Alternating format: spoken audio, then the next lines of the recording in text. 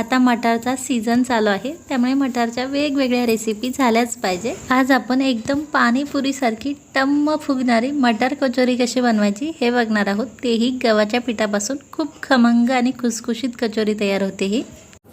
Hi friends, नमस्कार। मी अमृता's पाककलामध्ये तुम्हा सर्वांचं खूप खूप स्वागत। रेसिपी चालू करण्याअगोदर तुम्हाला विनंती आहे, रेसिपी पूर्ण पहा आणि तुम्हाला जर माझी रेसिपी आवडली तर प्लीज रेसिपीला लाईक आणि शेअर करा। तसेच अजूनही चॅनलला सबस्क्राइब केलं नसेल तर नक्की करा आणि बाजूच्या घंटीवर दाबून ऑल बटनवरती देखील दाबा। त्यामुळे काय होईल, मी आता खूप साऱ्या रेसिपीज अपलोड करणार आहे, तेव्हा त्याचं नोटिफिकेशन तुम्हाला येईल आणि तुमची कुठलीही रेसिपी मिस नाही होणार। चला तर मग रेसिपीला सुरुवात करूया। तर आता मटार कचोरी बनवण्यासाठी कचोरीचं आवरण कसं बनवायचं हे आपण पाहूयात। तर इथे मी 1.5 कप गव्हाचं पीठ घेतलेलं आहे। इथे तुम्ही गव्हाच्या पिठाऐवजी मैदा देखील घेऊ शकता।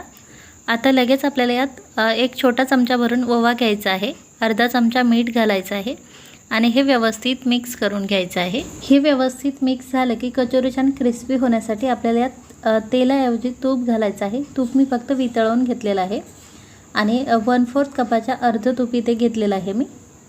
तूप आपल्याला या सर्व पिठाला व्यवस्थित छान चोळून घ्यायचं आहे। आता तूप असं सर्व पिठाला मी व्यवस्थित चोळून घेतलेलं आहे आणि तुम्ही पाहू शकाल, हे असं थोडंसं दाबलं की याची मूठ वळते, इतपत आपल्याला यात तूप घालायचं आहे। आता आपल्याला पाणी घालून हे जास्त घट्टही नाही आणि जास्त पातळही नाही, मीडियम कन्सिस्टन्सीमध्ये मळून घ्यायचं आहे। हे पीठ मळायला जास्त पाणी लागत नाही, थोडं थोडं पाणी घालून मी हे व्यवस्थित मळून घेते।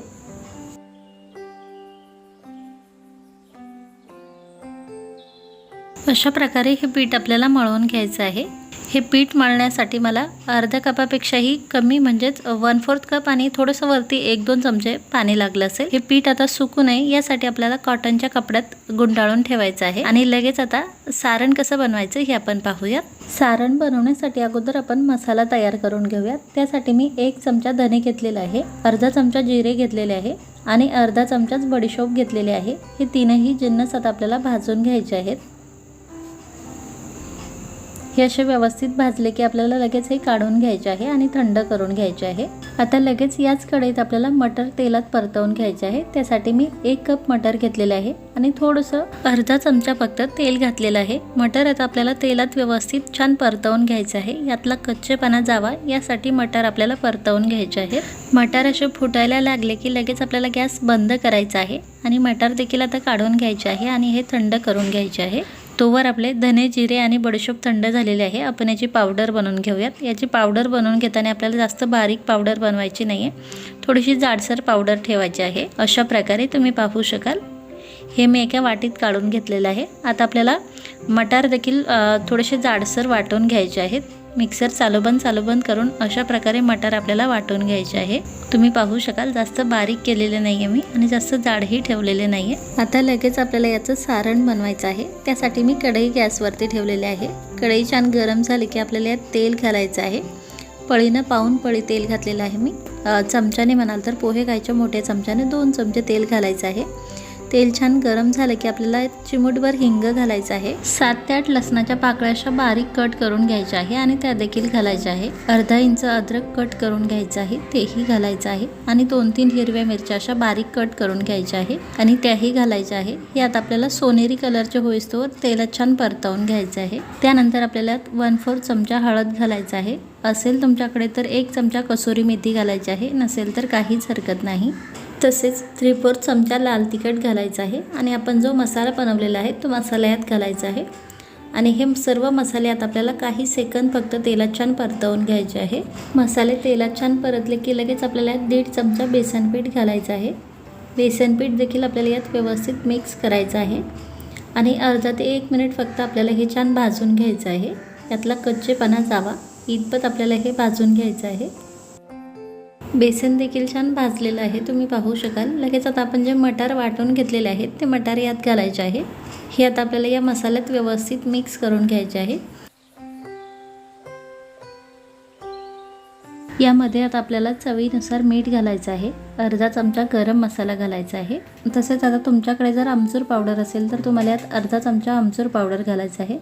माझ्याकडे आमचूर पावडर नव्हते, त्यामुळे मी अर्धा लिंबाचा रस घातलेला आहे यात। हे असं व्यवस्थित मिक्स करून घ्यायचं आहे आणि हे आता आपल्याला कोरडं होईपर्यंत छान परतवून घ्यायचं आहे। यातला ओलसरपणा गेला पाहिजे इतपत.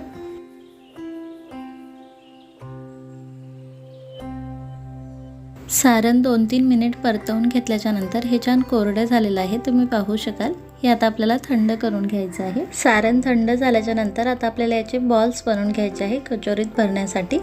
सारण थंड झाल्याच्या नंतर त्याला मी हाताने व्यवस्थित मिक्स करून घेतले आणि त्यानंतर त्याचे असे बॉल्स बनवून घेते.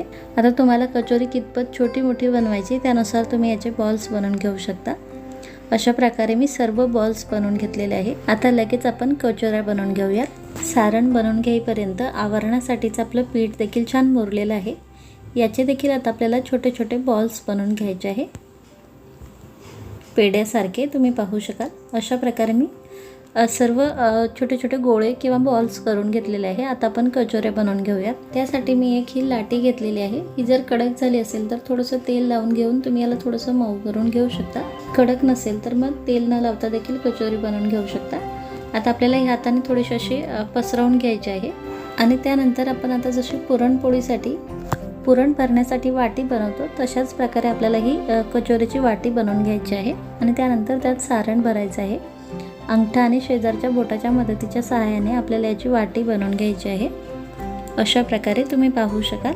त्यानंतर आता आपल्याला सारण भरायचं आहे. मला वैयक्तिक कचोरीत सारण जास्त आवडतं, त्यामुळे मी सारणाचे बॉल थोडेसे मोठे बनवलेले आहे. तुम्हाला सारण कमी आवडत असेल तर थोडेसे छोटे छोटे बॉल्स करून घेऊ शकता. सारण भरल्याच्या नंतर हे पीठ आपल्याला असं वरती ओढून घ्यायचं आहे आणि त्याचं जे शिल्लक पीठ आहे ते काढून घ्यायचं आहे. टोक असं थोडंसं दाबून द्यायचं आहे आणि गोल गोळा बनवायचा आहे. आपण जे आता सर्व लाट्या बनवलेल्या आहे त्या सर्व लाट्यात अगोदर सारण भरून घेऊयात आणि त्यानंतर त्याला चपटं करून घेऊयात. अजून एक बनवून दाखवते मी तुम्हाला. तुम्हाला असं हाताने करायला जमत नसेल तर तुम्ही लाटी लाटून देखील घेऊ शकता. पीठ बोटाला चिटकत असेल तर थोडंसं बोटाला तेल लावून घेऊ शकता. बोटाला तेल लावल्याने लाटी लवकर पसरते आणि हाताला देखील पीठ चिटकत नाही आणि त्यानंतर अशी वाटी बनवू शकता. त्यानंतर पुन्हा यात सारणाचा गोळा ठेवायचा आहे आणि जे पीठ आहे त्याला असं वरती खेचण्याचा प्रयत्न करायचा आहे आणि दाबून घ्यायचं आहे. अशा प्रकारे तुम्ही पाहू शकाल. एक्स्ट्राचं पीठ जास्त असेल तर काढून घ्यायचं आहे, थोडं असेल तर त्याला असं चिपकून द्यायचं आहे आणि त्यानंतर त्याचा असा गोल गोळा बनवायचा आहे. काही गोळे मी बनवून घेतलेले आहे, काही आता कचोरी तळता तळता बनवून घेणार आहे.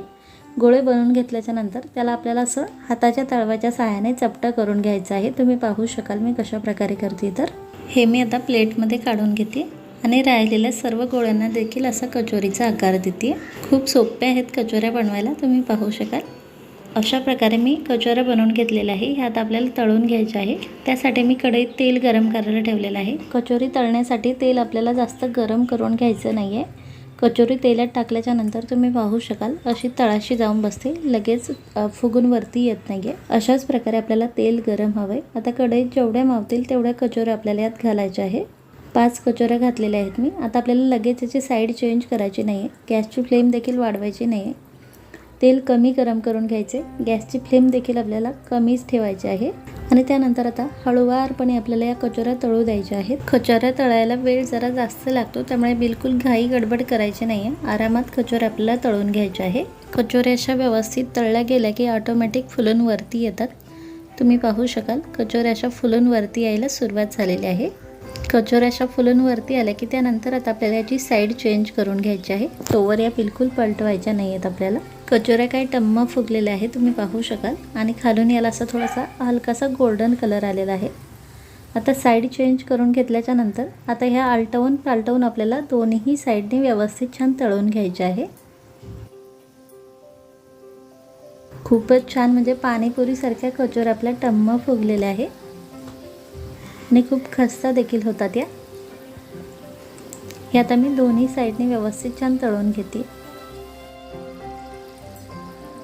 कचोऱ्या आपल्या दोन्ही साईडने छान तळलेल्या आहेत, तुम्ही पाहू शकाल. दोन्ही साईडने खूप छान सुरेख कलर आलेला आहे याला.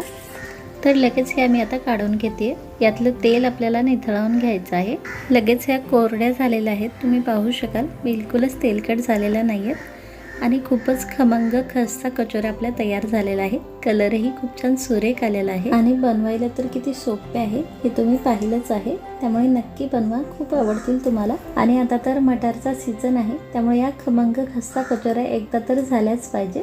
दुसरी बॅच देखील आपली तयार आहे. खूप छान टम्म फुगलेल्या आहेत कचोऱ्या। तर अशा प्रकारे तुम्ही या खमंग खुसखुशीत मटार कचोऱ्या बनवू शकता। या आता तुम्ही टोमॅटो सॉस सोबत खाऊ शकता, चटणी सोबत खाऊ शकता किंवा अशा बटाटा भाजी सोबत खाऊ शकता। बटाटा भाजी सोबत या खूपच भन्नाट लागतात। या बटाटा भाजीची रेसिपी मी ऑलरेडी अपलोड केलेली आहे, पण ती जर तुम्ही पाहिली नसेल तर त्याची लिंक मी डिस्क्रिप्शन बॉक्समध्ये देईल, तिथे जाऊन रेसिपी तुम्ही पाहू शकता आणि या कचोरी आणि बटाटा भाजीचा स्वाद तुम्ही घेऊ शकता। तर नक्की बनवा आणि कशी वाटली तुम्हाला ही रेसिपी हे कमेंट करून नक्की सांगा। रेसिपी जर आवडली असेल तर प्लीज रेसिपीला लाईक आणि शेअर करा। Bye bye.